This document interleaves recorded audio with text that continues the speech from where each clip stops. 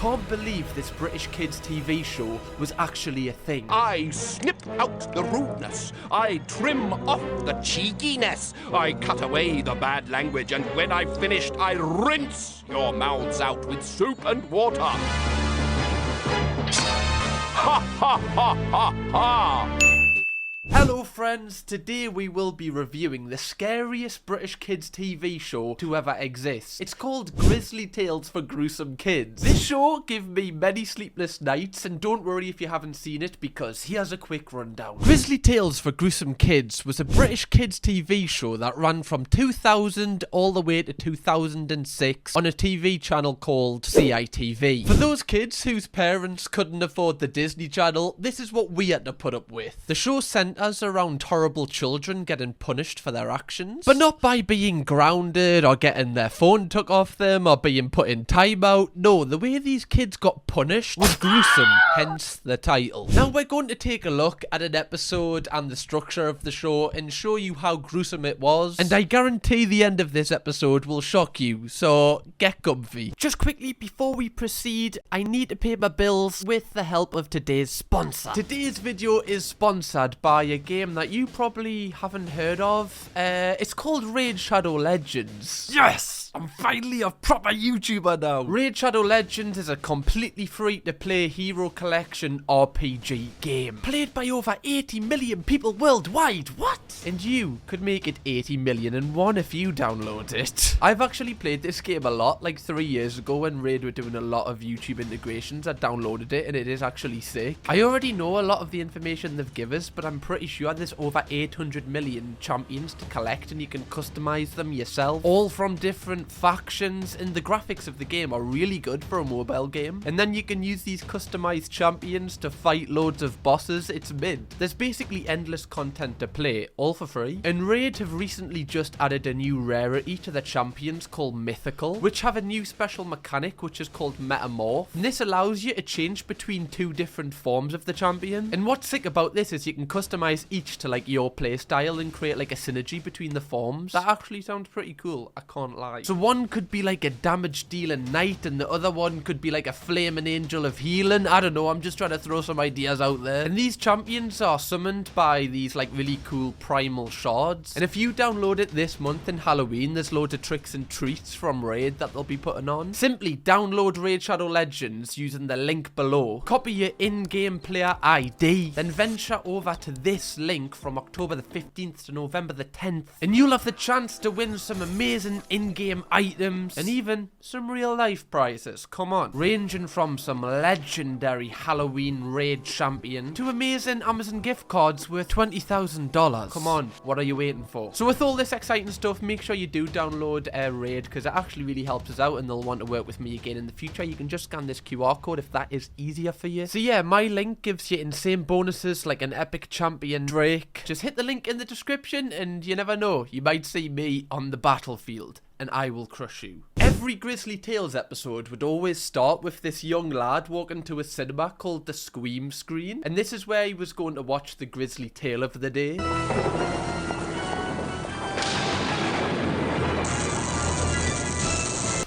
A couple of points that I'd like to bring up straight away. Why is it always raining in this boy's town? Every single episode it was raining. Where does he live? And also, why is it so dark and depressed? This looks like the streets of Sunderland. If anyone from Sunderland is offended, I don't apologise. Also, these episodes were on every day. This boy went to the cinema every day. How's he got the bloody money? This boy must be running the school tuck shop. This man is making profit on those isotonics. Also, I'm not going to lie, if I saw a cinema like that, I don't think I'm going in. That looks like a crack den. That place has seen more squatters than a toilet. Especially like going here by yourself, like this lad has balls of steel. Does this man have a death wish? The doors to the cinema then open on the arrival of the boy and this random hand just welcomes him in. Again, right? So many red flags here. My friend, just turn around. Live to fight another day. Why are you still going forward into this place? Also, I don't know who did the interior design for this place, but I hope they were sacked. What is going on here? I don't know if this is like rusty by default. Is this meant to be this bad on purpose or is it just run down? I'm unsure. The boy would then get his cinema ticket and sit down in the cinema, and then this is when the mysterious hand would tap him on the back. guess we have to rate the service, right? Like, service to your seat. I haven't been to many View cinemas or Cine Worlds where they do that. I've got to give them credit for his service. Can't really call it service with a smile. I'm not too sure if that demonic laugh qualifies as a smile. It's more freaky, if anything. I don't know, if somebody hands me like a random box of whatever's in there and then laughs as they walk away, I don't think I'm eating it. Sorry for the hot take, guys. I feel like it's a risk I just don't need to take. The mysterious man then walked... Am I scared? Am I 13? Why did the voice break go like that? That was like Adele. I don't think I'll ever do that again. Anyway, the mysterious man then like walks across the projector really eerily.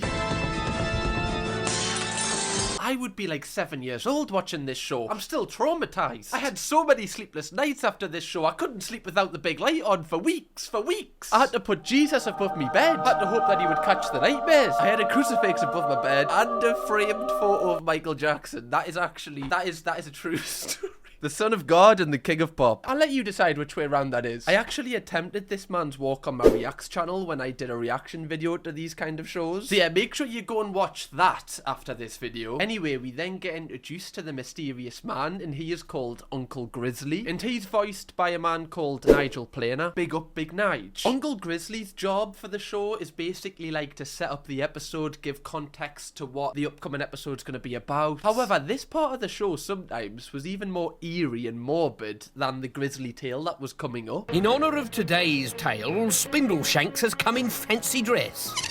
Can you guess what he is? Who gave this the green light for kids? Like, look at the way this man stares into the camera. What is going on? This was on at like 5 PM. This should be on after the watershed. Can you guess what he is? He's a money spider. Whoops.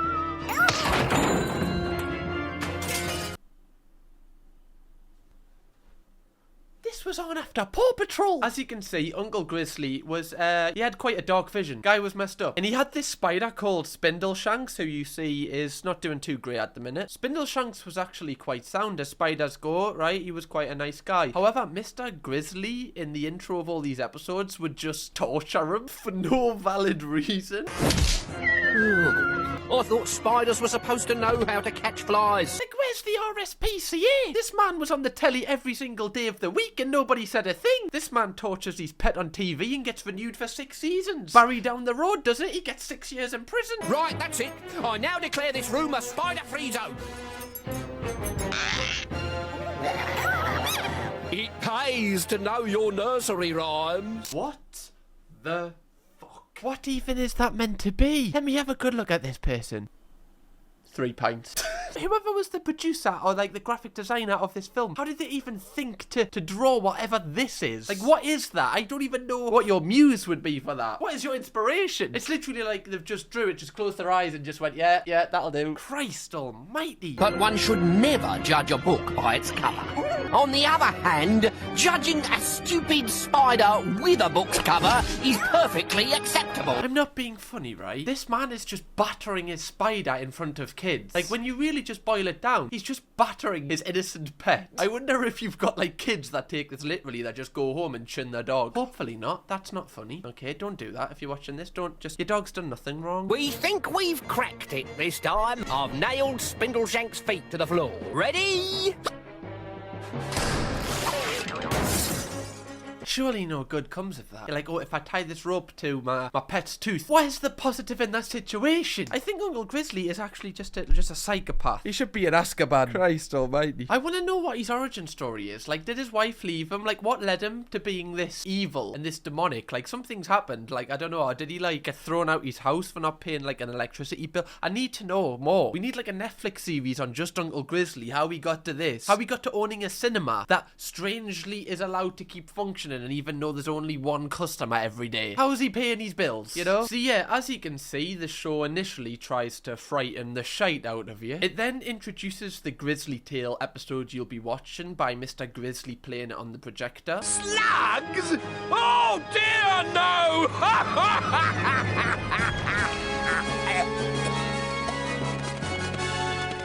I can't lie, the whole structure of this show is just like fantastic. Like, it really gets you locked in and it makes you want to watch the rest of the episode. Like, they were doing retention tactics before anyone really spoke about it. It was so clear of like any other show that was on CITV. Like, the producers of this show were just thinking ahead. Like, I remember vividly rushing home from school so I wouldn't miss this episode. Even now as an adult watching, I'm excited to watch the Grizzly Tale. Like, I've been hooked in. Like, it's actually, I feel like I'm just going to go on a binge of these shows after I record this. However, just before we proceed with the episode, I want to say that 69.5% of you are not subscribed to the channel. Oh, we're so close to 300k. If every single one of you just pressed the subscribe button watching this, we'd hit it tonight and I would have the best night of my life. So if you never want to miss a video, please do press subscribe and let's get on with the episode. So each Grizzly Tale was around 10 minutes long and they were all narrated by Uncle Grizzly. And one of the most famous episodes that we're going to be watching today was called The Barber of Civil. And the episode begins with Uncle Grizzly introducing a town called Saucy by Sea. You will probably have heard of a town called Saucy by Sea, which is conveniently home to the worst behaved children on the planet. They were the rudest children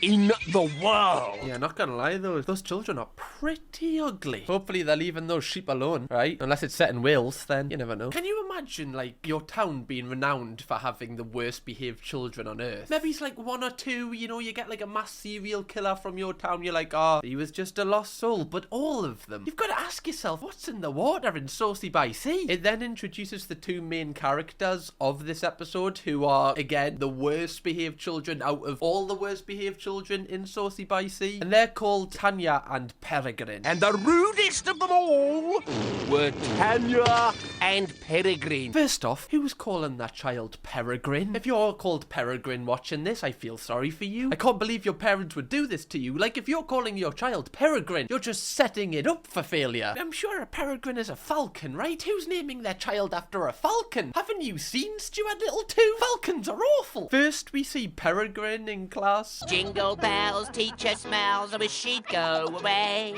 She looks just like an elephant, I've nothing more to say. How could you? Peregrine, how could you? Oh, Peregrine is evil. How could you make up nursery rhymes about your teacher? Oh, not even Charles Bronson would be that wicked. What does she wrote on the desk? Pereg. She's trying to spell her name, but she stopped. She's also playing nought and crosses, but by herself. She's off the rails. She can't be tamed. I like how all the other kids have just got like nothing on their desk, but hers looks like patchwork tattoos. That's great. We then see Tanya, who is in a PE lesson. Tanya, meanwhile, was doing gym.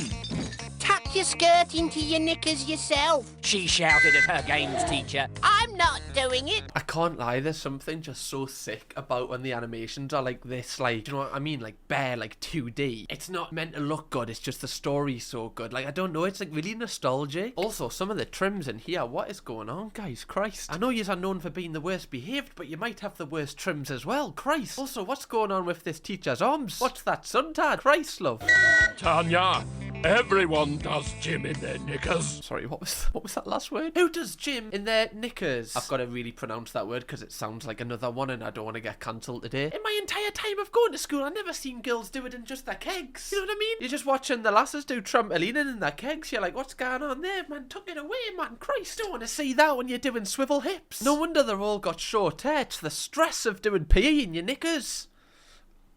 The way I've got to say that word, because in my accent it does. Not me. I've got a note from my mum. Where? Here, said Tanya defiantly. La!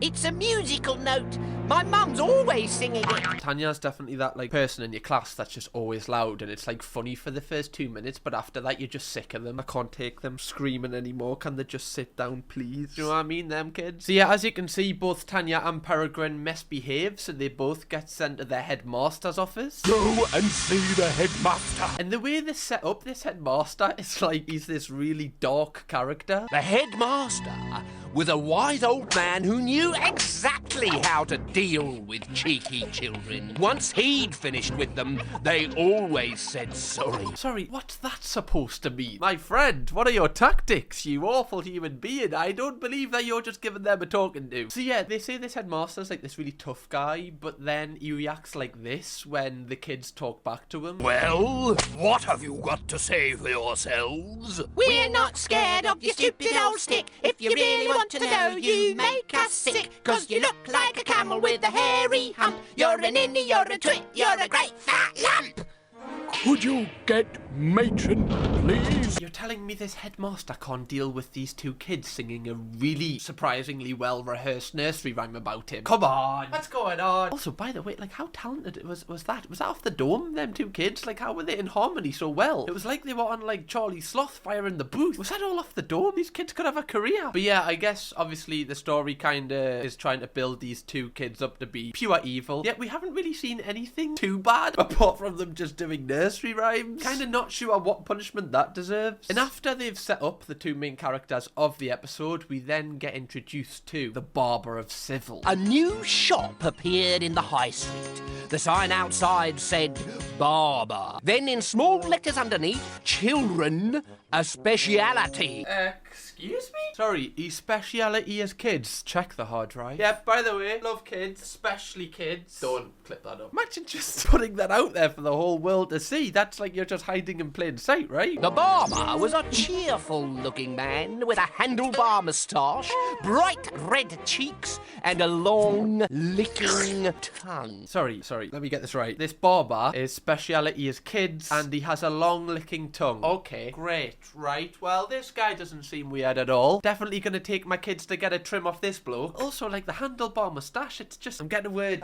What's the, oh yeah, nubs. What do they even, like, order for their haircut here? Oh yeah, mate, just a little bit off the sides, keep the top, and a long lick down the face, if you don't mind. We then learn that this barber goes around all the local schools and offers the kids free haircuts. He visited the local schools and offered free haircuts to all the children. And because of this, all the parents apparently love him. Do they? The parents love him, do they? There's nobody questioning this guy's morals and why he's doing this. That barber, he only gives kids free haircuts. He loves spending time with them. He's so kind. Like, what? Let's have a little think about it. Do you really think this guy's doing this for free? Surely in his own head he's getting some return out of this. Also, this barber shop is so creepy. Like, what is that chair? Why has the chair got legs? I've never been in a barber chair like that, ever. Also, why is there a lampshade right in front of the chair? This looks more like a dentist's chair than a haircut one. This man has not got a single mirror in here. There's so many red flags. Whenever their children visited his shop, they went in cheeky and rude and came out as polite could be. What is this story about? I'm starting to get a little bit worried. Why did it say, yeah, they turn out polite as possible while the man was licking his lips? What are we doing here? Are we okay? If this goes down the route that I hope it doesn't, then this really is a gruesome story. Anyway, the show progresses and this barber takes a trip to Tanya and Peregrine's school. God bless them. They've only been singing nursery rhymes and this bloke's gonna get them. Good morning, said the barber as he entered Peregrine's class. Good morning, sir, replied everyone, except Peregrine. What? How could she not say good morning to a random stranger? Peregrine, she was built by Satan. Also, why is this kid to the left so shocked that Peregrine didn't say good morning? It's like he's been watching Insidious or something. This man is visibly in awe. The barber then pays Tanya a visit, and I can't lie, her reaction kind of gives us the ick. The class stood up when they saw the barber come in. Tanya went one further. And what might your name be, my dear? It might be Drop Dead Gorgeous, but it isn't.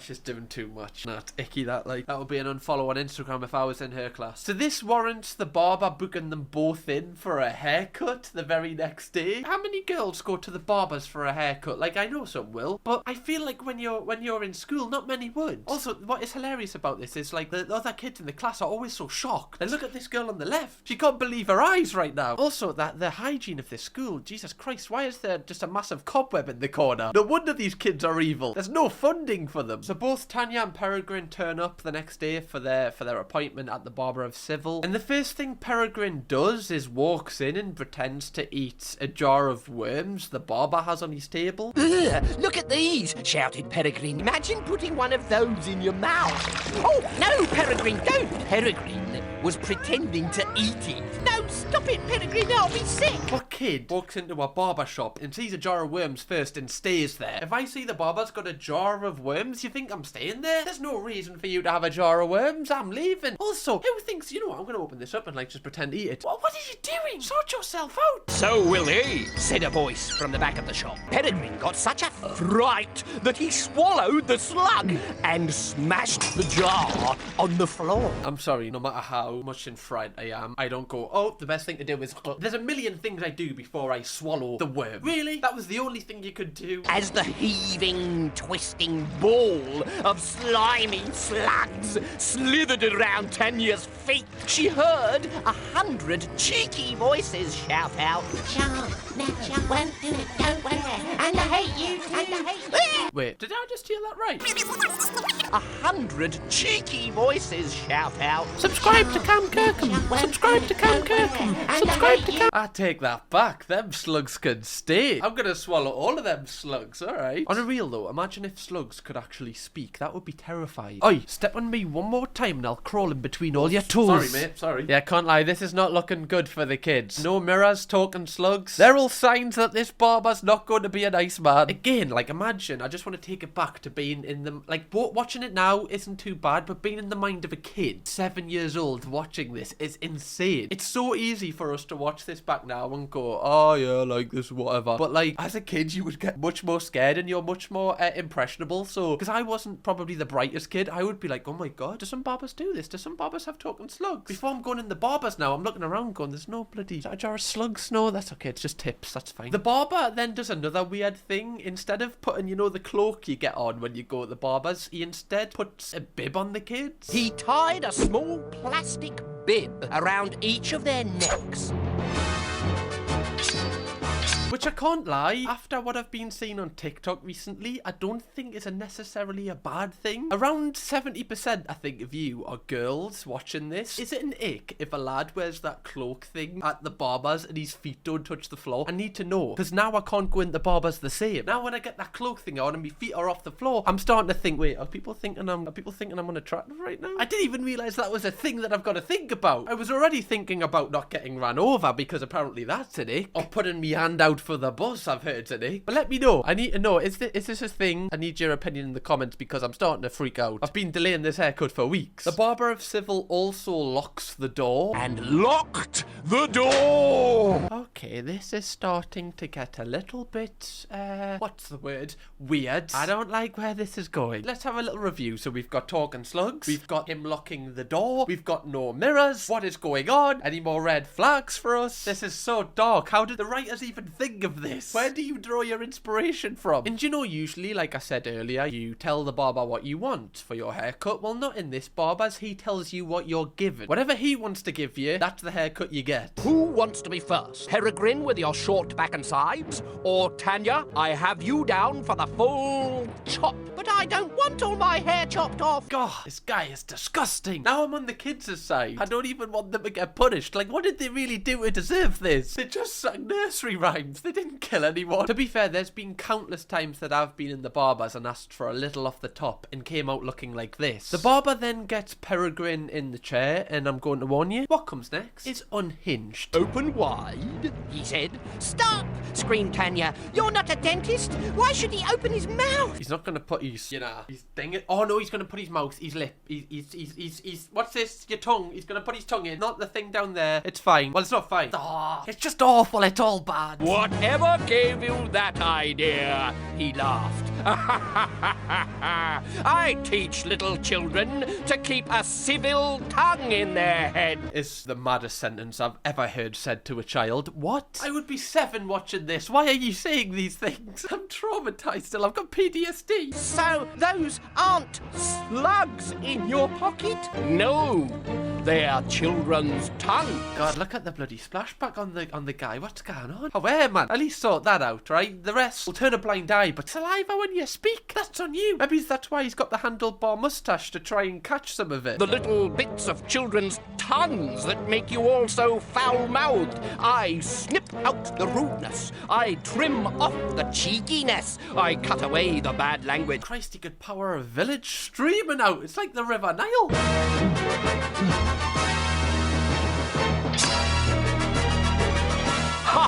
ha ha ha!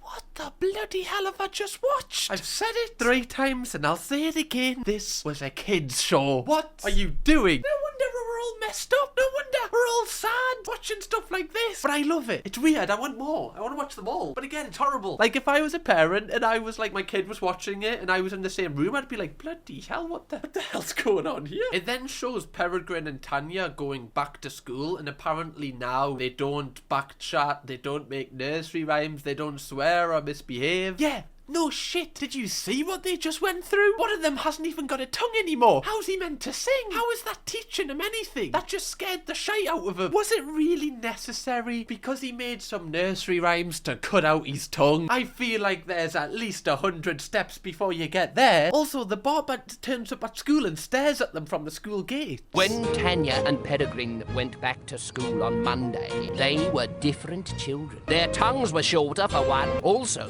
they didn't swear, they weren't cheeky, and they didn't try to be clever. Oh, man, what's this story even about? This isn't about teaching kids a lesson. This is about a bloody predator. This is so dark. Like, I know watching it now is fine, but when you're impressionable as a kid, this is so dark. I love it, though. Again, I love it. I can't lie, I do. It's then stated that the Barber of Civil then left Saucy by Sea and was never seen again after this weekend. The barber left Saucy by Sea that week and was never seen again. Yeah, maybe because the guy committed a severe crime. No wonder he's gone into hiding. The man cut out kids' tongues. Of course he ran away. You think he's gonna stay there? The show would then cut back to Uncle Grizzly and Spindleshanks, where Uncle Grizzly would try and like teach a lesson that you can take away from the episode. So if a new barber arrives at your school, I suggest you keep your mouth firmly shut. Do you still want to know what's in this jar? Christ, I'm surprised Uncle Grizzly hasn't got a wife with a head game like that. Well done, sir. On a real though, this is actually mad, because as a child, like, I would believe this. If, let's say, I was in primary school and a barber came into the school like that week, I would be shitting myself. Like, seriously, I actually would. If he was like, does anyone want a haircut? I'd be like, not me. I'm at the back of the queue. It's so frightening. I don't even know what the moral of this episode was. Don't sing nasty nursery rhymes, otherwise a random barber from another city will come and cut your tongue out and then leave. What am I meant to take from this? I'm positive this show wasn't meant to entertain kids. It was just meant to frighten the shite out of them. Just make sure they don't sleep for the entire week. What is quite sad about Grizzly Tales for Gruesome Kids, what I said before, how much I loved like Uncle Grizzly and Spindleshanks, as the seasons went on, they kind of faded and their parts were cut out more and more until they weren't even in it anymore. I'm unsure why this was. Like, the producers felt like they were unneeded, or maybe, I don't know, Uncle Grizzly got an ego and they couldn't pay his appearance fee anymore. Who knows? But the show did end up stopping in 2006 and it was still getting loads of views. It just randomly stopped, probably because of the PTSD it was given children. However, not many people know this, but a few years later they did reboot Grizzly Tales for Gruesome Kids. Again, it didn't feature Uncle Grizzly or Spindleshanks. Instead, they would just play the Grizzly tale and the narrator would be a guy called the